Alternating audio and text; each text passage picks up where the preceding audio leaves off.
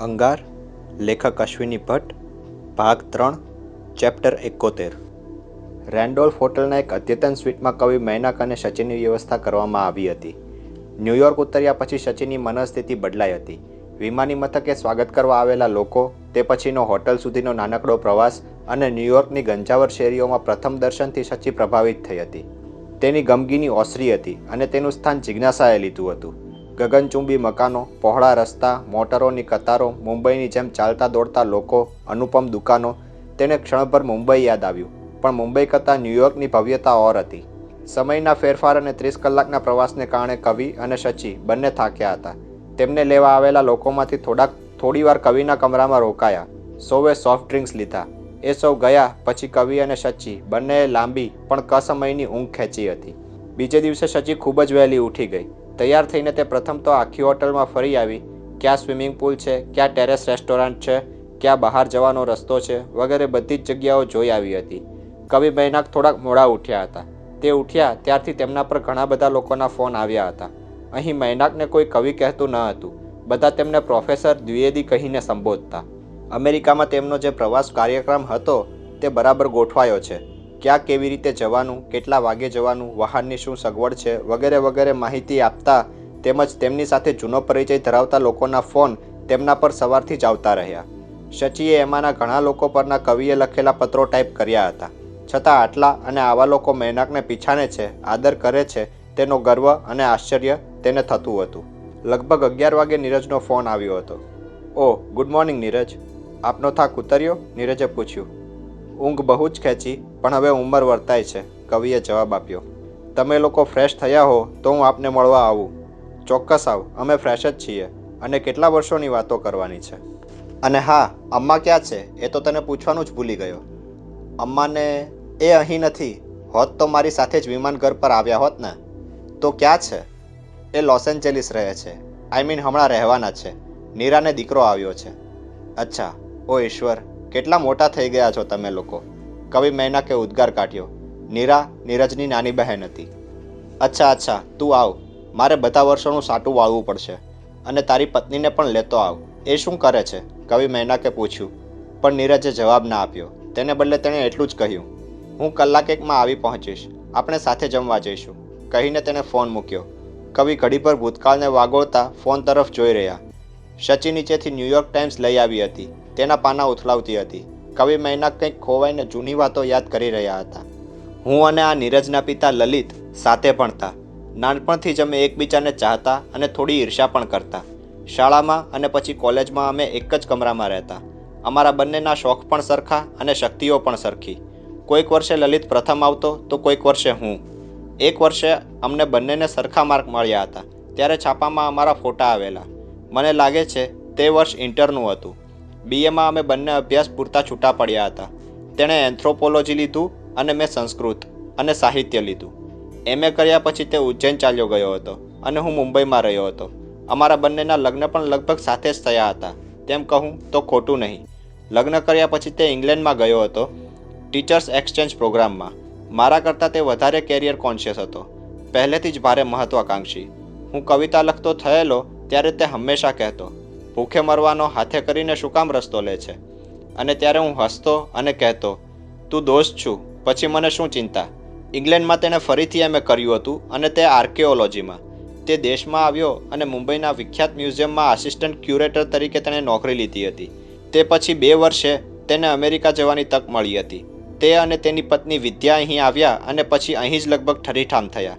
વચમાં થોડો સમય તે પાછો ઇન્ડિયા આવ્યો હતો, પણ 5-6 વર્ષ અહીં ગાળ્યા પછી લોકોને દેશમાં ગોઠતું નથી, એટલે પાછો ગયેલો. તારા લગ્ન થયા તે જ વર્ષે તે હૃદયરોગથી ગુજરી ગયેલો.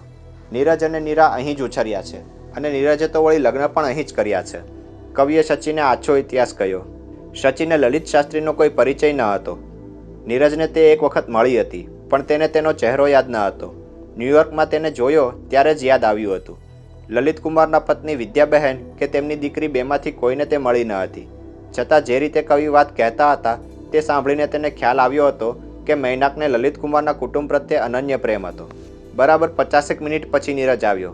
સચીએ કમરાનું બાણું ખોલ્યું. હલો, ગુડ મોર્નિંગ, તે બોલ્યો. બોલવું પડે માટે બોલ્યો, પણ તેની આંખો આશ્ચર્યથી સચી તરફ જડાઈ ગઈ હતી. તેને ખબર હતી કે શચી કોણ છે. કવિ મૈનાકની વિધવા પુત્રવધુ. હિન્દુસ્તાનથી તે વર્ષોથી બહાર નીકળી ગયો હતો. એમ જ સમજો ને કે તે અમેરિકન બાળકની માફક ઉછર્યો હતો. છતાં વિધવા સ્ત્રી હિન્દુસ્તાનમાં કેમ જીવે છે તેનો તેને ખ્યાલ હતો. તેણે મરૂન કલરનું જીનનું પાટલુન અને આછા ક્રીમ કલરનું ટોપ પહેર્યું હતું. કવિ મૈનાક વિશે નીરજે પોતાના પિતા તેમજ મા પાસે ઘણી બધી વાતો સાંભળી હતી. અલબત્ત નીરજનો તેમની સાથેનો કોઈ નિકટ પરિચય ન હતો. તેથી જ કવિના વ્યક્તિત્વનો પૂરો પરિચય ન હોય તે સ્વાભાવિક હતું. કવિને તે ચુસ્ત હિન્દુ કે સનાતની બ્રાહ્મણ ધારતો હતો. શચીને જોઈને તેની આ માન્યતામાં આપોઆપ એક ઝટકો લાગ્યો હતો. વિધવા પુત્રવધુ સસરાની સામે જ આવી રીતે પેન્ટ શર્ટ પહેરીને છેડો નાખ્યા વગરની છાતી રાખીને ફરતી હોય તે તેની કલ્પનાની બહાર હતું. તેણે તદ્દન યંત્રવત ગુડ મોર્નિંગ તો કહ્યું, પણ તે પછી શું બોલવું તે તેને સૂઝ્યું નહીં. આવો ને નીરજભાઈ, શચીએ તેને આવકાર્યો. શચીની પાછળ તે અંદર આવ્યો. કવિ બેડરૂમમાંથી બહાર આવ્યા. તારી પત્નીને નથી લાવ્યો? કવિએ પ્રશ્ન કર્યો. શું જવાબ આપવો તેની તેને મૂંઝવણ થઈ. નહીં અંકલ. કેમ ના લાવ્યો? આજે તો રવિવાર છે ને? કવિએ ફરી પ્રશ્ન પૂછ્યો. બેસ ને. શચી, નીરજ માટે કશુંક પીવાનું લાવ. ફ્રીજમાં ઘણા ડ્રિંક્સ પડ્યા છે, કવિએ કહ્યું. નીરજે નીચા વળીને તેને પ્રણામ કર્યા અને તે બેઠો. શચી અંદર ગઈ. મારી પત્ની અને અમે છૂટા થઈ ગયા છીએ, નીરજે ધીરેથી કહ્યું. ક્યારે? વર્ષ થયું. બાળકો? એક દીકરી છે. તારી સાથે રહે છે? કવિએ પૂછ્યું. પણ હમણાં અમ્મા સાથે લોસ એન્જલિસ ગઈ છે, નીરજે કહ્યું. કવિ મૈનાકે ગંભીર વદને માથું ધૂણાવ્યું. આ મને ખબર નહીં. આપણે નિરાતે ક્યારેક વાત કરીશું, તે ઝડપથી બોલ્યો. અને અમેરિકન સ્પષ્ટતાથી તેણે કહ્યું. મારી અંગત વાતોથી મારે તમારો મૂડ બગાડવો નથી. કવિને સહેજ મૂંઝવણ થઈ, પણ તે બોલ્યા નહીં. કદાચ નીરજ તેમની સાથે એ બધી વાતો કરવા માગતો નહીં હોય. તેમને ઘડીભર તેને કહેવાનું મન થયું કે હું તને દુઃખ પમાડવા એ વિશે પૂછતો ન હતો, પણ એવું કશું બોલે તે પહેલાં જ શચી ઓરેન્જ જ્યુસનો ગ્લાસ લઈને બહાર આવી. મારી સાથે તમે કશું લેશો નહીં? નીરજે પૂછ્યું. અહીં આવી છું ત્યારથી બસ ઓરેન્જ જ્યુસ પીઉં છું, તે બોલી. અને પછી ઔપચારિક વાતો શરૂ થઈ. આપ અને અંકલ તૈયાર થઈ જાઓ એટલે આપણે નીકળીએ, નીરજે કહ્યું. કવિ ઊભા થયા અને અંદર કમરામાં ગયા. દિલીપ સાથે મેં 3-4 વર્ષો ગાળ્યા હતા. તે વખતે મને ખ્યાલ ન હતો કે જિંદગીમાં અમે તદ્દન છૂટા પડી જઈશું. તમારા લગ્ન થયા ત્યારે ફરી વખત દિલીપને મળવાનું થયું હતું. તમને એરપોર્ટ પર જોયા પછી જ મને ખ્યાલ આવ્યો કે તમને હું મળી છું, શચીએ સસ્મિત જવાબ આપ્યો. નીરજ ભારે તણાવ અનુભવતો હતો. શચીની સામે તે જોતા પણ સંકોચ અનુભવતો હતો. તેના મનમાં કંઈક જુદા જ વાક્યો સ્ફૂરતા હતા, પણ તે વાક્યો બોલવાની તેનામાં શક્તિ ન હતી. શચીને જોતા જ તે ચિત્ત થઈ ગયો હતો. તે ખડકવાસલા ચાલ્યો ગયો અને અમે બીજી વખત અમેરિકા આવ્યા. તે વખતે અમારા ઘરમાં પણ ચર્ચા થઈ હતી. સાચું પૂછો તો મને પણ વિમાન ચાલક થવાનો મોહ હતો. દિલીપ વિમાની દળમાં જોડાયો તેમાં મારા પિતાજી અંકલ કરતાં વધારે ડિસ્ટર્બ થયા હતા. વેલ, તમારી મુલાકાત ક્યાં થઈ હતી? કોલેજમાં, શચીએ જવાબ આપ્યો. નીરજને કહેવું હતું કે જગતનો અને પંચાંગના ઇતિહાસમાંનો એ સૌથી શુકનવંતો દિવસ હતો, પણ તેનાથી બોલાયું નહીં. મને યાદ છે નાનપણથી જ દિલીપને વિમાનો પ્રત્યે અનહદ લગાવ હતો. તે કપડાં પણ એવા જ પહેરતો. વિમાનના પુસ્તકો અને એરોનોટિક્સના અનેક જાતના પુસ્તકો તે નાનપણથી જ વાંચતો. અમે અમેરિકા આવ્યા તે પછી બસ એક વખત તેની મુલાકાત થઈ. નીરજ બોલતો હતો ત્યાં જ કવિ મૈનાક પ્રવેશ્યા હતા. ચાલો, આપણે અંગત વાતો પછી ક્યારેક કરીશું, તે બોલ્યા. તેમને એવું કહેવું ન હતું, છતાં કહેવાઈ ગયું. શચી આશ્ચર્યથી તેમની સામે જોઈ રહી. શા માટે બાપુજી આવી રીતે બોલતા હશે? પણ નીરજને ખ્યાલ આવ્યો એટલું જ નહીં, તેણે જે શબ્દો વાપર્યા હતા લગભગ તેવા જ શબ્દો કવિએ વાપર્યા હતા. તેમાં થોડો ઠપકો હતો અને દુઃખ પણ. નીરજ ઝડપથી ઊભો થયો અને ત્રણેય જણ રેન્ડોલ્ફની બહાર નીકળ્યા. નીરજ તેમને મહારાજામાં જમવા લઈ ગયો. શચી નાની બાળકીની માફક બહાર જોયા કરતી હતી. જમતા જમતા શચીએ નીરજને તેના કામ વિશે પૂછ્યું, ન્યૂયોર્ક વિશે પૂછ્યું અને સ્વાભાવિક જ તેની પત્ની વિશે પણ પ્રશ્ન કર્યો.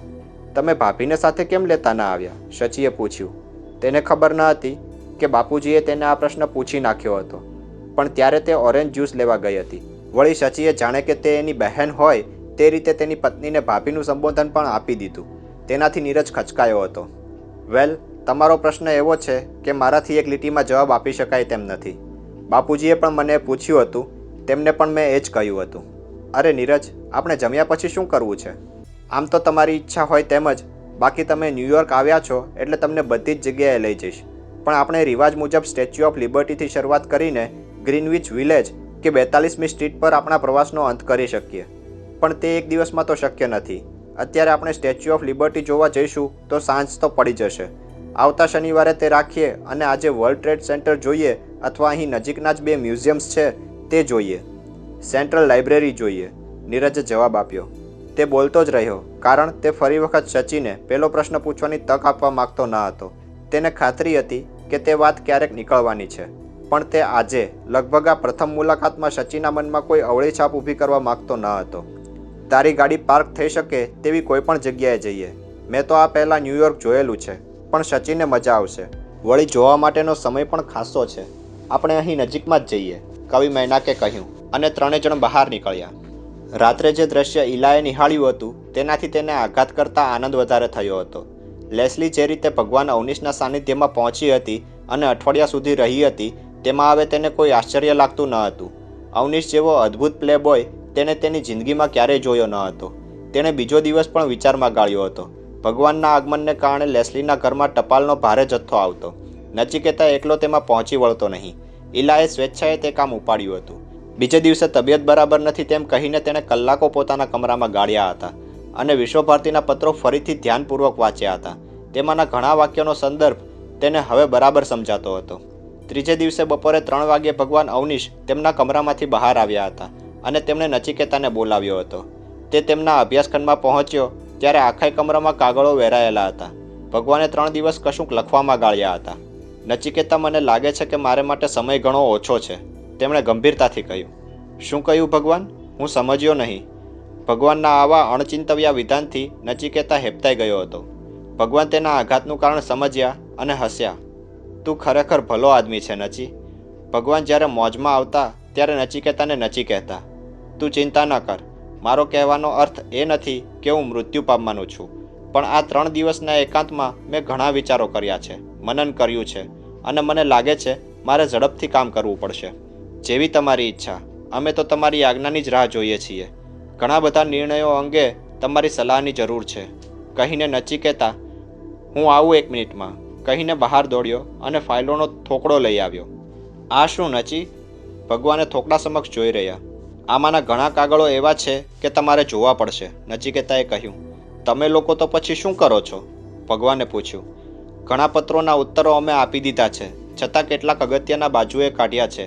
ઈલાએ મુદ્દાઓની નોંધ લીધી છે, પરંતુ જવાબો આપવાની મૂંઝવણ છે. ઈલા, ઓહ, એ છોકરી હોશિયાર છે નહીં? ઘણી કાર્યકુશળ. વળી કોમ્પ્યુટર ઓપરેટ કરી શકે છે એટલું જ નહીં, તેમાં માહિતી સામગ્રી નાખવા માટેનું કામ પણ જાણે છે, નચિકેતાએ કહ્યું. આ બધું? ભગવાને કાગળો તરફ નજર કરીને કહ્યું. કામ અભયારણ્યમાં કોણ કરતું હતું? ત્યાં બધું વ્યવસ્થિત રીતે ગોઠવાઈ ગયું હતું. વહીવટી કામો અને આશ્રમની દેખભાળનું, પગાર, હાજરી વગેરે એડમિનિસ્ટ્રેટિવ કામકાજ સ્વામી વાસુદેવ કરતો હતો. તમારા અંગત પત્રો, પ્રવચનોની નોટ્સ અને એડિટિંગ હું કરતો હતો. એ તો મને ખબર છે, ભગવાને હસીને કહ્યું. આશ્રમનું બધું આયોજન, વિકાસ, અર્થપ્રાપ્તિ અને કામકાજનું સંકલન માં યોગમિત્રા અને દેવરાજ ભાટિયા કરતા હતા.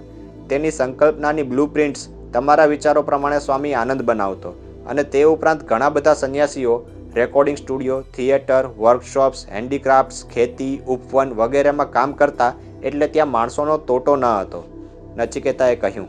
એ બધા હજુ આશ્રમમાં જ છે? ભગવાને પૂછ્યું. દેવરાજે તેનો રિપોર્ટ મોકલાવ્યો છે. મોટાભાગના અમેરિકનો અહીં આવી ગયા છે, તો કેટલાક આવી રહ્યા છે. બીજા દેશના લોકો વિઝા મળે તેની રાહ જોઈ રહ્યા છે. કેપ્લાન તે માટે જ વ્યથિત છે.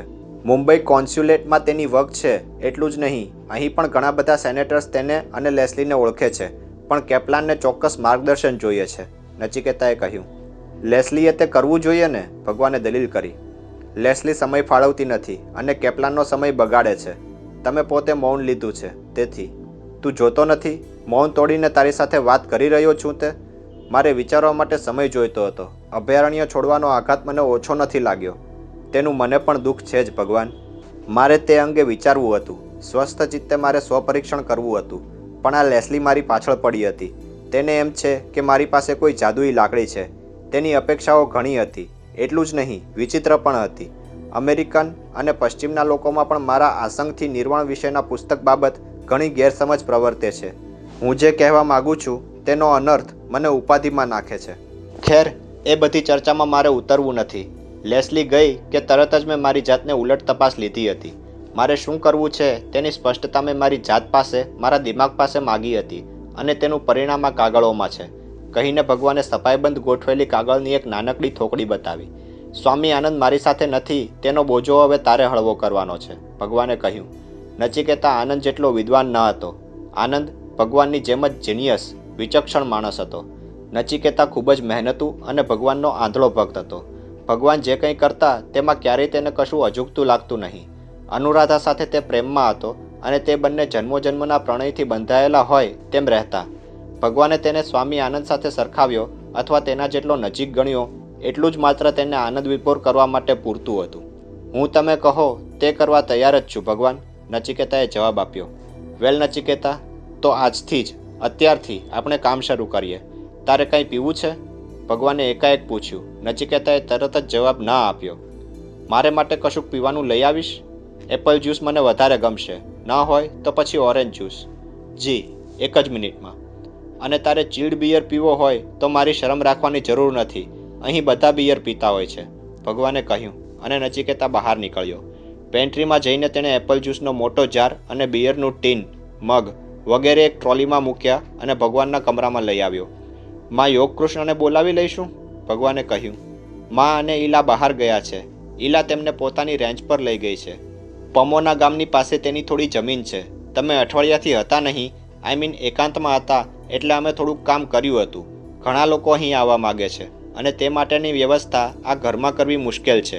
એટલે ઈલાએ સૂચવ્યું હતું કે કોમ્યુન ભલે ગમે ત્યાં થાય, આપણે તાત્કાલિક વ્યવસ્થા ત્યાં કરીશું.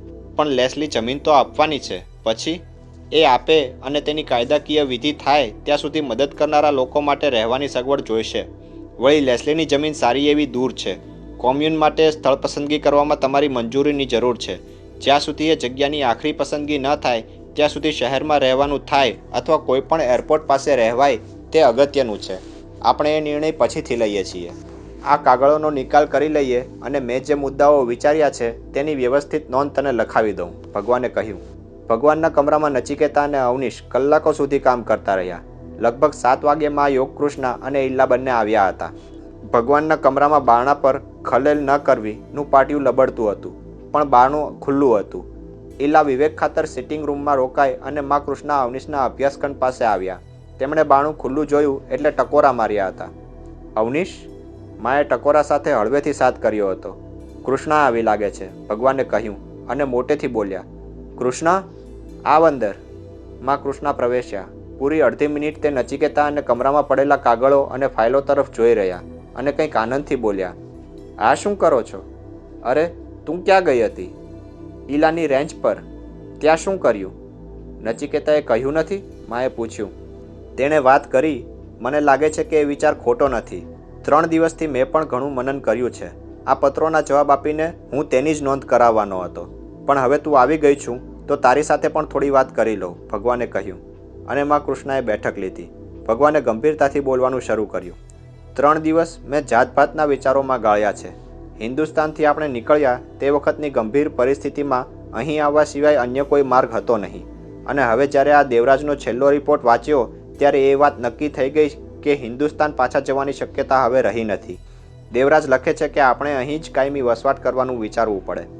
મારે તમને આ બધી વાતો જ કરવાની હતી, પણ તમને ક્યાં સમય મળે છે? અને આ આપણો દેશ નથી. અહીં આપણે હજુ મુલાકાતીઓના વર્ગમાં છીએ, માં કૃષ્ણ બોલ્યા. પણ ભગવાને હાથ ઊંચો કરીને તેમને અટકાવ્યા. કૃષ્ણ, તને એમ લાગે છે કે એ વાત હું સમજતો નથી? મેં તને સમજાવ્યું તો હતું કે મારે લેસ્લી અંગે ચર્ચા નથી કરવી, કૃષ્ણએ કહ્યું. આપણે હવે આજની, આવતીકાલની વાત કરીએ તો સારું. કૃષ્ણ, અભયારણ્યનું અધૂરું રહેલું સ્વપ્ન મારે પૂરું કરવું તેવું મને અંતરથી સૂઝ્યું છે અને મારો અંતરાત્મા પણ એ જ કહે છે. મને એ શંકા હતી અવનીશ, પણ ફરી વખત ચક્કરમાં આપણે પડવું છે? શું તેમ કર્યા વગર આપણે આપણું કામ પૂરું કરી શકીએ તેમ નથી? એ બાજુ પણ મેં વિચારી છે. તારી જેમ જ મેં મારી જાતને પ્રશ્ન પૂછ્યો હતો. તે વિશે ભારે મંથન પણ મગજમાં ચાલ્યું, પણ કેટલીક બાબતો એવી છે જે અનિવાર્ય બની જાય છે. મેં મારી જિંદગીનો ઘણો ભાગ પ્રવર્તમાન સંસ્થાઓ, ધાર્મિક અડ્ડાઓ વગેરે, જેને અંગ્રેજીમાં એસ્ટાબ્લિશમેન્ટ્સ કહીએ, તેની ટીકા કરવામાં, તેનાથી સર્જાતા અનર્થ છતાં કરવામાં ગાળ્યો છે. એટલું જ નહીં, કોઈ ચોક્કસ સિસ્ટમ, કોઈ ચોક્કસ ચોકઠા વગરની સંસ્થા રચવા છતાં અભયારણ્યમાં આપણને નિષ્ફળતા મળી તેનો મને આઘાત પણ લાગ્યો છે. જે વાતનો હું ભયાનક વિરોધ કરતો હતો તે જ વાતમાં હું ફસાયો. આપણે સૌ ફસાયા અને તેનું પરિણામ ભયાનક આવ્યું. પણ તેમાં શું ખરેખર આપણે જવાબદાર હતા? અભયારણ્યનું તંત્ર શું અદ્ભુત રીતે ચાલતું ન હતું? આ નચિકેતા, અનુરાધા, સ્વામી વાસુદેવ, સ્વર્ગસ્થ આનંદ, વર્કશોપ, સ્ટુડિયો, હોસ્પિટલ એ બધું સરસ રીતે ચાલતું ન હતું? આટલા લોકો સાથે રહેતા, કિલ્લોલ કરતા, નાચતા, ગાતા, પ્રેમ કરતા, એ બધી શું આપણી સિદ્ધિઓ ન હતી? આપણો વાંક અથવા મર્યાદા એટલી જ હતી કે આપણે આર્થિક બાબતો બીજાઓને સોંપી. તેના પર આપણે એટલે કે નચિકેતા, વાસુદેવ કે એવા લોકોનો કાબુ હોવો જોઈતો હતો. અહીં આપણે એ પ્રશ્ન લડવાનો નથી. અહીં બધી જ મેનેજમેન્ટ નિષ્ણાતો દ્વારા થઈ શકે છે. વળી આપણને જે લોકો મદદ કરવાના છે તેમને માટે ડોલર્સ એ કોઈ સમસ્યા નથી. તારું શું માનવું છે કૃષ્ણા? મારું માનવું અલગ હોય તો પણ તમે જે કહેશો તેને અનુસરવાનું મારું કાર્ય છે. મારો એ જ યજ્ઞ છે. કૃષ્ણા, મારે સ્પષ્ટ અભિપ્રાય જોઈએ છે. વારંવાર સ્પષ્ટ અભિપ્રાય આપવાથી કશું વળવાનું નથી. જે વાત ક્યારેય બનવાની નથી તેને માટે પ્રયત્ન કરવો તે યોગ્ય નથી. પુરુષાર્થને પણ મર્યાદા હોય છે, કૃષ્ણાએ કહ્યું. ભગવાને નચિકેતા સામે જોયું અને સ્મિત વેર્યું. કૃષ્ણાની વાત ક્યારેક મને સંપૂર્ણતઃ યોગ્ય લાગે છે, કહીને તેમણે મા કૃષ્ણાની જાંઘ પર હાથ મૂક્યો અને ખૂબ જ હેતથી કહ્યું, કૃષ્ણા, તું એમ માને છે તારા અભિપ્રાયની હું કદર નથી કરતો? અરે એટલે તો આ નિર્ણયો લેવામાં મને 3 દિવસ લાગ્યા. 3 દિવસથી હું મારી જાતને જાણે કે અદાલતમાં મૂકી રહ્યો હતો. અને તને સાનંદ આશ્ચર્ય થશે કે તેનું પરિણામ આવ્યું છે. મારી ભૂલો મને સમજાય છે, પણ 2 તદ્દન વિરોધાભાસી પરિબળો મને ડારી રહ્યા છે. જ્યારથી મેં પ્રવચનો આપ્યા ત્યારથી, અર્થાત કે જ્યારથી મને ધર્મ, ધ્યાન, યોગ, માન્યતાઓ વગેરે અંગે સમજ પ્રાપ્ત થઈ ત્યારથી સમગ્ર જગતમાં જે કંઈ ખોટું ચાલી રહ્યું છે, જે અજ્ઞાનનો ફેલાવો થઈ રહ્યો છે, તેને અવરોધવાનું, તેનું ઉન્મૂલન કરવાનું શરૂ કર્યું ત્યારથી મારા મનમાં અવિરતપણે એક પ્રશ્ન તો રહેતો જ હતો. ઉન્મૂલન પછી જો નવસર્જન શક્ય ન હોય તો ઉન્મૂલનનો અર્થ સરતો નથી. ઉન્મૂલન જેટલું સહેલું અને સાધ્ય છે તેટલું જ નવસર્જન દુષ્કર છે. તો શું મારું કાર્ય, તારું કાર્ય કેવળ ઉન્મૂલનનું જ છે? શું મારે કેવળ પરશુરામની જેમ ધ્વંસ જ કર્યા કરવો? શું મારે સમજ પ્રાપ્ત કરીને, જ્ઞાન પ્રાપ્ત કરીને જગતને કોઈ ખૂણે કેવળ બેસી રહેવું અને મોત આવે ત્યારે એ સમજને સાથે લઈને વિદાય થવું? મેં આ પ્રશ્નો વિશે પહેલાં પણ વિચાર્યું હતું. તેને પરિણામે અભયારણ્યનો પ્રયોગ કરવાનું મન થયું. તે પ્રયોગ આપણે કર્યો અને તેમાં પૂર્ણતઃ સફળતા ન મળી. પણ સફળતા ક્યાં હોય, કેવી રીતે હોય તેનું માર્ગદર્શન તો જરૂર મળ્યું. તો એ નવા જ્ઞાનને અનુસરીને બીજો પ્રયત્ન અર્થહીન બની રહેશે. માનવીના જીવનમાં સંસ્થાને અનર્થો સર્જ્યા છે તે અનર્થોનું મૂળ જે તે સંસ્થાનમાં નથી, તેના બંધારણમાં નથી, તેના હેતુમાં નથી. જે મર્યાદાઓ છે તે તેના સંચાલનમાં છે. એ સંચાલનમાં ખોટા સમજનો થાય છે ત્યારે અનર્થ સર્જાય છે. એ અનર્થનું મૂળ શેમાં છે? એ મૂળને જો આપણે પ્રથમથી જ પીછાણીએ તો આપણે સંસ્થાનના અનર્થોને નિર્મૂળ કરી શકીએ. કાર્લ માર્ક્સના વિધાનો અને સિદ્ધાંતોથી તમે સૌ પરિચિત છો. તેણે જે કલ્પના કરી હતી તેવો સમાજ રચાય તો તેમાં ખોટું કંઈ ન હતું. તેની સંકલ્પના અદ્ભુત છે. તેની પાછળનું ઐતિહાસિક કાર્યકારણ પણ તર્કબદ્ધ છે. છતાં તેની સફળતા છેટી રહી કારણ કે તેનું અનુસરણ કરનારાઓને ઉતાવળ હતી. તેમની કાર્યપદ્ધતિમાં એ ઉતાવળને કારણે ભયાનક તડજોડનો આશરો લેવાયો. સિદ્ધાંતો પ્રયોગથી જ સાબિત થાય છે. ઠોકી બેસાડીને કોઈ સિદ્ધાંત અમલમાં મૂકી શકાતો નથી. આ દેશની પરિસ્થિતિ અલગ છે. અહીં સ્વાતંત્ર્યનો મહિમા છે. પ્રયોગ કરવામાં કોઈ મર્યાદા નડતી નથી. વળી માનવીની 3 તળ જરૂરિયાતો માટે અહીં કોઈને પારાવાર ઉપાધિ નડતી નથી. એટલે જ મને થાય છે કે અહીં અભયારણ્ય નહીં પણ મુક્ત શહેર, મુક્ત જિલ્લો કે મુક્ત રાજ્ય ઊભું કરવાની શક્યતા છે. ભગવાન અવનીશે પોતાના વિચારોને રેલાવા દીધા. સમય વહેતો ગયો. નચિકેતા અને મા કૃષ્ણા મુગ્ધતાથી તેમને સાંભળતા રહ્યા. આચાર્યની આ જ ખૂબી હતી. ગમે તેવા વિરોધ હોય, ગમે તેવી સજ્જડ માન્યતાઓ લઈને તમે તેમની સમક્ષ ગયા હો, છતાં તે તમને તેમની રીતે તેમના દ્રષ્ટિબિંદુથી જોતા કરી નાખે, તેમના રંગે રંગી નાખે. નચિકેતાએ એ રાત અને પછીના 2 દિવસ પારાવાર શ્રમમાં ગાળ્યા હતા. મા કૃષ્ણામાં ફરી એકવાર અદ્ભુત જનૂન આવ્યું હતું અને ભગવાનની અમેરિકાની વિજયયાત્રાનો આરંભ શરૂ થયો હતો. ભગવાને મૌન તોડ્યું હતું. તેના સમાચારથી તેમના નજીકના લોકોને તો આનંદ થતો હતો, પણ યુએસએમાં જે નાનકડા ધ્યાન કેન્દ્રો હતા ત્યાં બધે ઉમંગ ફેલાયો હતો. બરાબર 1 અઠવાડિયા પછી ભગવાન સ્વસ્થ થયા છે અને હવે પ્રવચનો શરૂ કરશે તેની જાહેરાત કરવામાં આવી હતી. અમેરિકામાં પ્રચાર અને પ્રસારણનું લોકોને ઘેલું હોય છે. તેની જેટલી સમજ ભગવાનને હતી તેથી વધુ ખ્યાલ ઈલાને હતો અને તેથી જ ભારે દબદબાપૂર્વક તેમના પ્રથમ વ્યાખ્યાનની તૈયારીઓ કરવામાં આવી હતી. લોસ એન્જલિસના અદ્યતન થિયેટરમાં ભગવાનને સત્કારવાનું અને તેમનું પ્રવચન ગોઠવવામાં આવ્યું હતું. સુઝાન શેન્ડલર અને તેનો પતિએ કામમાં લાગ્યા હતા. શેન્ડલર કુટુંબના ડોનેશન્સથી સર્જાયેલા એ ભવ્ય પેવેલિયનમાં ભગવાનના પ્રથમ પ્રવચનની ગોઠવણ માટે કેવળ સુઝાન અને જીમ કાર્યરત હતા તેવું ન હતું. જીમ અને લેસ્લીના ઔદ્યોગિક સામ્રાજ્યમાં જેટલા કેમ્પેનર્સ હતા, જેટલા જાહેર ખબર અને પ્રચારમાં જોડાયેલા હતા, તે બધા લોકોને કામે લગાડવામાં આવ્યા હતા. Los Angeles times, New York times વગેરે અખબારોમાં તેમના વિશે નોંધો, લેખો, વિવાદો શરૂ થયા હતા. અમેરિકામાં તેમના જેટલા અનુયાયીઓ હતા તે સૌને આમંત્રણો અપાયા હતા. એટલું જ નહીં, પણ તેમને માટે 2 દિવસનો સેમિનાર અને ખાવા રહેવા પીવાની સગવડો કરવામાં આવી હતી. દરમિયાનમાં હિન્દુસ્તાનમાંથી ઘણા બધા અમેરિકન અનુયાયી આવી પહોંચ્યા હતા. કેટલાક વગ અને પૈસા ધરાવતા ભારતવાસીઓ પણ વિઝિટર્સ વિઝા કે ટુરિસ્ટ વિઝા, બિઝનેસ વિઝા લઈને આવી પહોંચ્યા હતા. સમગ્ર અનુયાયી વર્ગ માટેની વ્યવસ્થાનું તંત્ર ઇલાએ સંભાળ્યું હતું. લોસ એન્જલિસના ઇતિહાસમાં એક આચાર્ય માટે આવી તૈયારીઓ થઈ હોય તેવો આ પહેલો બનાવ હતો. ઓડિટોરિયમની કેટલીક સીટો બાદ કરતાં બાકીનું વેચાણ કરવાનું નક્કી થયું હતું અને તેને માટે એક જાહેરાતનો સ્પોટ પણ તૈયાર કરવામાં આવ્યો હતો. એ જાહેરાત માટે અમેરિકાની એક જાણીતી મોડેલ ડાયના ગેલને રોકવામાં આવી હતી. લેસ્લી માટે આ એક પર્વસમી વાત હતી. ઈલા માટે આ અનન્ય તક હતી. માં કૃષ્ણા માટે તો એક તહેવાર જ હતો. ઈલા જાણતી હતી કે ભગવાનના પ્રવચનમાં અમેરિકાના ખ્યાતનામ લોકો, જેને અમેરિકન સમાજ સેલિબ્રિટીઝ તરીકે પીછાને છે, તેનાથી આખો હોલ ખડકાવવો જોઈએ. કેપ્લાન માટે આ તક જુદી રીતે અગત્યની હતી. ભગવાન અવનીશ અને તેમની સાથે આવેલા લોકોને આ દેશમાં રહેવાની અને તેમની ઈચ્છા હોય તો સંસ્થાઓ સ્થાપવાની પરવાનગી મેળવવાની કાયદાકીય આંટીઘૂંટીઓ હતી, જે સમસ્યા આવા કોઈ ભવ્ય આયોજનને કારણે સરળ થઈ પડે. ભગવાન અવનીશે પણ આ પ્રસંગ માટે બરાબર તૈયારી કરી હતી. નીરજને કલ્પના ન હતી કે કવિ મૈનાક અને શચી આટલો બધો સમય મ્યુઝિયમમાં ગાળશે. પળે પળ શચી ભારે ઉશ્કેરાટ અનુભવતી હતી અને જાત જાતના પ્રશ્નો પૂછતી હતી. મ્યુઝિયમનું મકાન, વસ્તુઓની ગોઠવણી, ચોખ્ખાઈ બધું જ તેને ભારે આનંદ અને નવાઈ પમાડતું હતું. અરે હજુ તમે વોશિંગ્ટન જશો ત્યારે આથી પણ વધુ મજા આવશે. તેમાં જે મ્યુઝિયમ છે, જે સંસ્થાઓ છે, તેનો જોટો જગતમાં જડે તેમ નથી, નીરજ કહેતો રહ્યો. નીરજ પોતે અનેક વખત ન્યૂયોર્કના બધા જ જોવાલાયક સ્થળોએ જઈ આવ્યો હતો, એટલે જ તેને સાઇટ સીઈંગમાં રસ ન હતો. કંટાળો પણ આવતો હતો, પરંતુ શચીની સાથે ચાલવામાં, તેની બાજુમાં ઊભા રહીને વાત કરવામાં તેને જે આનંદ આવતો હતો, જે જિજ્ઞાસા થતી હતી, તેનો રોમાંચ જુદો જ હતો. કવિ મૈનાક થાક્યા હતા. હજારો વર્ષોનો ઇતિહાસ, માનવ પ્રયત્નના, માનવીની જિજ્ઞાસાના, માનવીના જીવનના સંઘર્ષોના આવા દાર્શનિક પુરાવાઓ આપણે થોડાક કલાકોમાં તો શી રીતે તપાસી શકીએ? એક એક સંગ્રહ સ્થાનને જોવા અને માણવા મહિનાઓ ઓછા પડે, કવિએ કહ્યું. નીરજ તેમને મૂકવા છેક તેમના કમરા સુધી ગયો. થોડીવાર ત્યાં પીણા પીવા રોકાયો. આવતા અઠવાડિયે પાછા આપણે ક્યાંક જઈશું, નીરજને કવિએ કહ્યું. આવતા અઠવાડિયે શું કામ? સાંજના 4 વાગ્યા પછી હું તદ્દન નવરો જ હોઉં છું. આપણે તે પછી ફરી શકીએ ને? અને આમેય ભાગ્યે જ હું રજા લેતો હોઉં છું. તમારે જ્યાં જવું હોય ત્યાં હું તમને લઈ જઈ શકીશ, નીરજે કહ્યું. મારે તો શું જોવાનું? આમેય મારે તો મંગળવારથી કામ રહેશે. જોવાનું જુવાનીમાં હોય. તને ફુરસદ મળે ત્યારે તું શચીને લઈ જજે.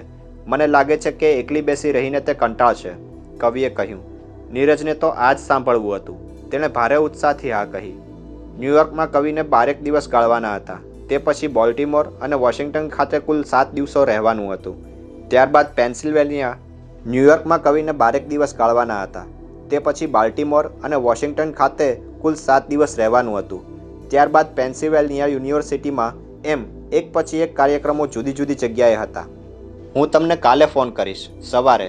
આપણે તે પછીનો કાર્યક્રમ ઘડી નાખીશું. પણ મારે કારણે તમે રજા લેશો નહીં, શચીએ કહ્યું. અરે, તેમાં કોઈ તકલીફ નથી, નીરજ બોલ્યો અને તે વિદાય થયો. નીરજ ઘેર ગયો. તેનું મકાન સરસ જગ્યાએ હતું. સેન્ટ્રલ પાર્કની પૂર્વમાં 7મી સ્ટ્રીટ પરના એક અતિસુંદર મકાનમાં તેનો ફ્લેટ હતો. નીરજ સારા પૈસા કમાતો. સારું એવું સેવિંગ્સ પણ તેણે કર્યું હતું. અલબત્ત તેનો મોટો ભાગ તેના છૂટાછેડાના સેટલમેન્ટમાં ચાલ્યો ગયો હતો. તેમ છતાં આર્થિક રીતે તે સંપન્ન હતો. તે ઘરમાં આવ્યો અને એકલતા તેને ઘેરી વળી. રોજ તે ઘરમાં આવતો ત્યારે ઘરનો સન્નાટો તેને સાલતો. ક્યારેક તે તેની કોઈ સ્ત્રી મિત્રને ઘેર બોલાવતો, પણ મહદઅંશે ઘરમાં તો તેને એકલા જ રહેવાનું થતું. આજે એકલતા તેને જુદી રીતે સાલતી હતી. તેની આંખ પાસેથી શચી ખસતી ન હતી. રાત્રે સૂવા માટે તેને આખરે સ્લીપિંગ પિલ લેવી પડી હતી. તે છતાં તે સવારે વહેલો ઉઠ્યો હતો અને તેને તેના બોસને ફોન કરીને તે નહીં આવી શકે તેમ જણાવી રજા લીધી હતી. તે સવારે રેનફોલ્ડ પર પહોંચ્યો ત્યારે શચી સ્નાન કરતી હતી. અને કવિ રોચેસ્ટર જવા માટે તૈયાર થઈને બેઠા હતા. રોચેસ્ટર જવા માટે તેમને ગાડી લેવા આવવાની હતી. ઓહ નીરજ! નીરજ અત્યારે આવશે તેવી કવિને કલ્પના ન હતી. આજે ઓફિસમાં અગત્યનું કોઈ કામ ન હતું અને મારાથી રજા લેવાય તેમ હતી એટલે થયું કે રજા લઈ જ લઉં. આપણે ક્યાંક જઈ શકીએ. ત્યાં જ શચી બહાર આવી. તેના ચહેરા પર હજુ ભીનાશ હતી. વાળ પર પણ પાણીના ફોરા ચમકતા હતા. નીરજ તેની સામે તદ્દન સ્તબ્ધ થઈને જોઈ રહ્યો. શચી અલૌકિક હતી, અવર્ણનીય હતી. તેની નજર તેના સમગ્ર શરીર પર ફરી રહી.